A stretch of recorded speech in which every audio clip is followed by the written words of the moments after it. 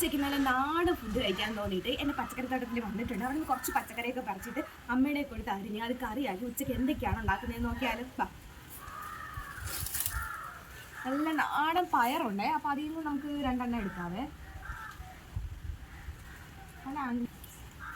അതെ, പയർ കണ്ടോ, കൊള്ളാവോ? നല്ല പയർ കിട്ടിയിട്ടുണ്ട്. കുറച്ചൊക്കെ ഉള്ളൂ വിളഞ്ഞതായിട്ട്. വിളഞ്ഞ കുറച്ച് 5-6 നമുക്ക് പറിച്ചെടുക്കാം. എല്ലാം പച്ച കളറിൽ നിൽക്കുന്നതുകൊണ്ട് ഒന്നും കാണാൻ പറ്റുന്നില്ല കേട്ടോ. നല്ല കാന്താരി മുളക് കിട്ടി. ഈ പയറും മെഴുക്കുരട്ടിയല്ലേ, നല്ല ടേസ്റ്റ് ആയിരിക്കും. കാന്താരി മുളകും 2 പയറും കിട്ടിയിട്ടുണ്ട്. ഇനി നമുക്ക് വേറെ എന്തൊക്കെയാണ് നമുക്ക് കിട്ടുമെന്ന് നോക്കാം. ക്യാബേജ് ഉണ്ട് കേട്ടോ. പക്ഷേ ക്യാബേജിൽ എന്തോ ഒരു പ്രശ്നം വരുന്നത്, ഇങ്ങനെ ഈ ഒരു എന്തോ ഒരു ഫംഗസ് പോലെ എന്തോ പിടിച്ചിട്ടുണ്ട്. പിന്നെ വേറെ നല്ലൊരു ക്യാബേജ് ഉണ്ട്, അത് ഞാൻ കാണിച്ചു തരാം. ഇതാണ് അടുത്ത ക്യാബേജ്. ഇത് അത്യാവശ്യം നല്ലോണം വന്നിട്ടുണ്ട്. ഇനി അത് കോളിഫ്ലവർ ആണ് കേട്ടോ. ക്യാബേജ് ഇതാണ്. ഇപ്പുറത്തോട്ട് വന്ന ഇപ്പുറത്തോട്ട് ക്യാബേജ് കാണിച്ചു കൊടുക്കുക. ഉണ്ടോ, ഇത് ക്യാബേജാണ്. ഇതിപ്പോൾ ഫോമായി വരുന്നുണ്ട്. ഈ ക്യാബേജിൻ്റെ ഇലയൊക്കെ നമുക്ക് തോരൻ വയ്ക്കാമെന്ന് പറയുന്നുണ്ട്.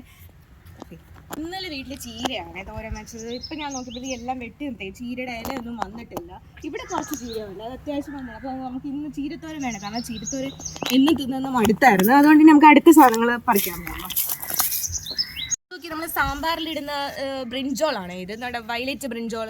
അത് ഒരെണ്ണം മാത്രമേ പിടിച്ചുള്ളൂ. അടുത്ത ഒരെണ്ണം ഈ പൂവ് വന്നിട്ടുണ്ട്. ഇവിടെ ഒരു ചെറിയൊരു കുഞ്ഞി കായുണ്ട്. ഇവിടെയൊക്കെ ഉണ്ട് കേട്ടോ. വഴുതനങ്ങ പറിക്കാൻ പറ്റുമെന്ന് തോന്നുന്നില്ല, കാരണം ഇതൊന്നും വിളഞ്ഞ് പരുവായിട്ടില്ല കേട്ടോ. അതെല്ലാം ഈ ഒരു സൈസ് ആയിട്ടേ ഉള്ളൂ.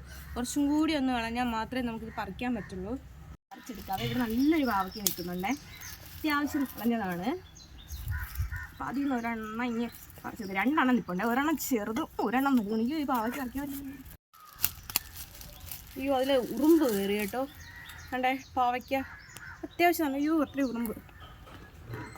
പാവയ്ക്ക കിട്ടിയിട്ടുണ്ട്. നമുക്ക് ഒരു പാവയ്ക്കയും കൂടെ പറിച്ചെടുക്കാം കേട്ടോ. ഇതിലിനി വേറെ ഇതിലൊരെണ്ണമുണ്ട്. ഇത് അത്യാവശ്യം വളഞ്ഞാണെന്ന് തോന്നുന്നത്. കുറച്ച് നേരം കൂടെ നിൽക്കട്ടെ. ഇനി വേറെ അപ്പുറത്ത് പാവയ്ക്കുണ്ട്, അവിടെ പോയി നമുക്ക് വേറെ പാവയ്ക്കത് ഇവിടെയാണ് നിൽക്കുന്നത്. അപ്പോൾ ഇതിൽ നിന്ന് നമുക്ക് 1-2 പാവയ്ക്ക പറിച്ചെടുക്കാം. ഇന്നലെ രാത്രി ഞാൻ ഇവിടെ വന്നപ്പോഴത്തേക്ക് ഒരെണ്ണം ഇങ്ങനെ വിളഞ്ഞ് നിൽക്കുന്നത് ഞാൻ കണ്ടിട്ടുണ്ടായിരുന്നു. ഇത് അപ്പോൾ ഞാൻ വിചാരിച്ചു അതും കൂടി, എന്നാലും ഒരെണ്ണം വെച്ചാൽ നമുക്കൊന്നും ചെയ്യാൻ പറ്റില്ലല്ലോ. അപ്പോൾ ഞാൻ വിചാരിച്ചു അതും കൂടി നമുക്കൊന്ന് പറിച്ചെടുക്കാമെന്ന് വിചാരിച്ചിട്ട് അതും പറിച്ചെടുത്തിട്ടുണ്ട്. പിന്നെ ഇനി വേറൊരു സംഭവം കാണിച്ചു. ഇതാണ് നമ്മുടെ മുള്ളാത്തി. ഇത് പരുവായിട്ടില്ല. ഇത് ഞങ്ങൾ കൂട് കെട്ടി നിർത്തിയിരിക്കണേ. ഇടയ്ക്ക് വെച്ചിട്ട് എന്തോ കടിച്ച് ആ കൂടിനെ ഓപ്പൺ ചെയ്തിട്ടുണ്ടേ. നമുക്കിപ്പം ഇത് മെഴുക്ക് വരട്ടെ. ഇത് തോരൻ വയ്ക്കാൻ പറയാം. മെഴുക്ക് കൊഞ്ച് വാങ്ങിയിട്ടുണ്ട്, അത് വേറെ വീഡിയോ ഞാൻ കാണിച്ചു തരാവേ. കൊഞ്ചും കൂടി നമുക്ക് പറിക്കില്ല, കൊഞ്ചും കൂടി നമുക്ക് എടുത്ത് പൊരിച്ചെടുക്കാം. ഇടയിൽ ഒരു 1-1.5 പണി കിട്ടിയിട്ടുണ്ട്. മോട്ടറിൽ വെള്ളം ഇട്ടിട്ട് വെള്ളം കയറുന്നില്ല. ഒന്ന് നോക്കിയപ്പോഴത്തേക്കാണ് ഒരു പോലെ എലി കൊടിച്ചോർത്തിട്ടേക്കോ ഇതിൻ്റെ ഒയറൊക്കെ. ശരിയൊക്കെ എനിക്കറിയത്തില്ല കേട്ടോ. അതുകൊണ്ടൊന്ന് പെട്ടിരിക്കുകയാണ്. പിന്നെ ഞാൻ അമ്മയടുത്ത് പറഞ്ഞേ. അപ്പം അമ്മ പറഞ്ഞു പിന്നെ കൊഞ്ച് വെക്കണമെന്ന് ചോദിച്ചു. എന്തായാലും കഴിക്കണമെന്ന് ഭയങ്കരമായിട്ട് ആഗ്രഹിച്ചു. ഞാൻ പറഞ്ഞു കൊഞ്ച് വെക്കാം, നമുക്ക് അപ്പുറത്ത് നിന്ന് വെള്ളം എടുത്തുകൊണ്ട് തരാം. ഞാൻ തന്നെ വെള്ളമൊക്കെ എടുത്തുകൊണ്ട് തരാമെന്ന് പറഞ്ഞിട്ടുണ്ട്. അപ്പോൾ നമുക്കിനി അപ്പുറത്ത് പോയി ബക്കറ്റിൽ വെള്ളം കോരിയിട്ട് വരാം. അപ്പോൾ ഞാൻ വെള്ളം എടുക്കാൻ വേണ്ടി പോവുകയാണേ. അപ്പുറത്ത് പറയുമ്പോൾ ഇവിടെ വീടിൻ്റെ അടുത്ത് തന്നെ കേട്ടോ. അച്ഛന്മാരെ വീട്ടിൽ നിന്ന് വെള്ളം എടുക്കണം. വെള്ളം എടുത്തിട്ട് വരാം നമുക്ക്. അപ്പോൾ വെള്ളം നിറയുന്ന നേരം കൊണ്ട് കുറച്ച് നേരം വെയിറ്റ് നിൽക്കുക. അപ്പോഴത്തേക്ക് നമ്മൾ കൊഞ്ചെല്ലാം എടുത്ത് വെളിയിൽ കൊണ്ടുവരാമെന്ന് പറഞ്ഞിട്ടുണ്ട്. കട്ട് ചെയ്ത് നമുക്ക് നോക്കാം. എനിക്ക് കൊഞ്ച് കട്ട് ചെയ്യാനൊക്കെ അറിയാം കേട്ടോ. പിന്നെ വെറുതെ കൈ വൃത്തികേടാക്കണ്ടെന്ന് വിചാരിച്ചിട്ട് ഞാൻ പറഞ്ഞ അമ്മ തന്നെ കട്ട് ചെയ്താൽ മതിയെന്ന്.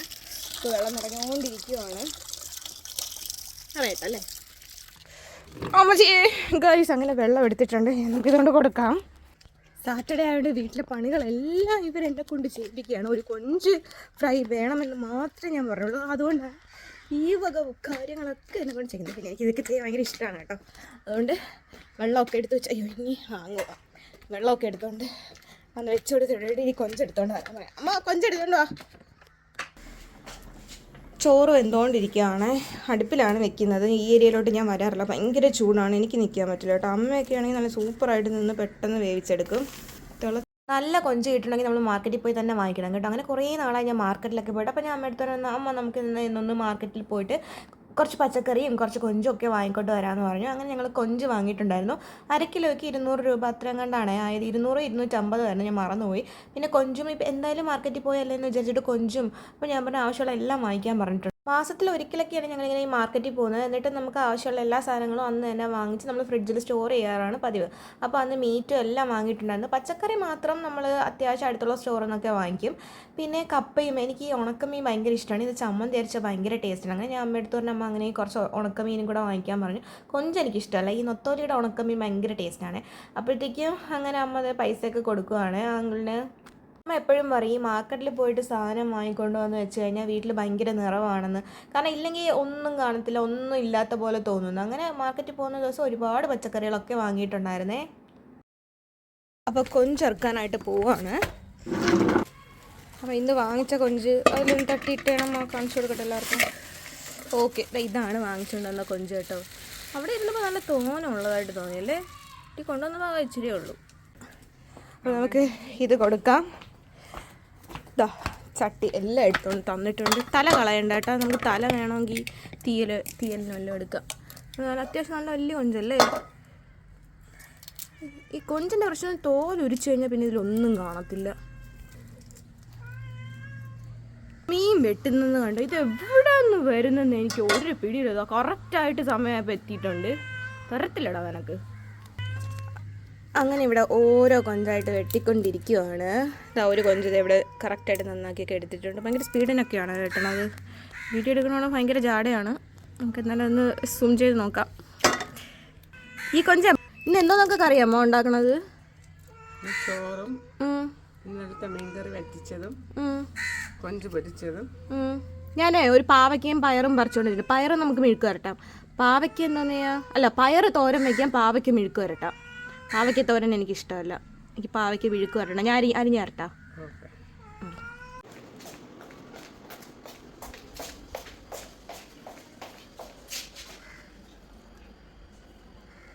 ഇതെല്ലാം അപ്പോൾ നമുക്ക് കട്ട് ചെയ്തെടുക്കാവേ. അപ്പോൾ ഞാനിത് കട്ട് ചെയ്യാവേ.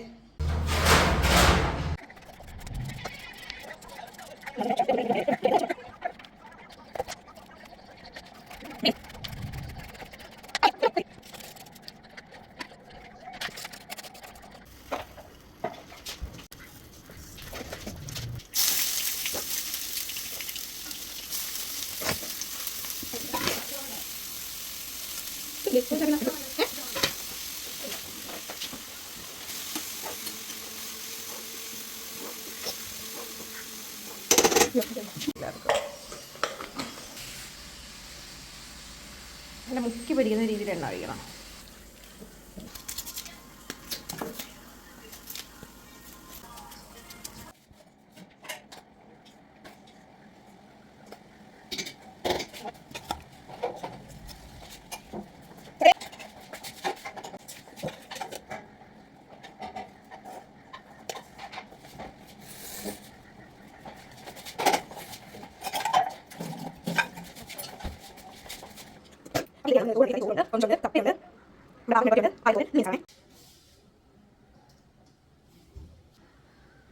അപ്പം നമ്മുടെ ചോറൊന്ന് ടേസ്റ്റ് ചെയ്ത് നോക്കാവേ. നല്ല കപ്പയുണ്ട്. കപ്പ എടുത്ത് കുറച്ച് ചോറിലിട്ട് നമ്മുടെ കൊഞ്ചും കൂടെ വെച്ച്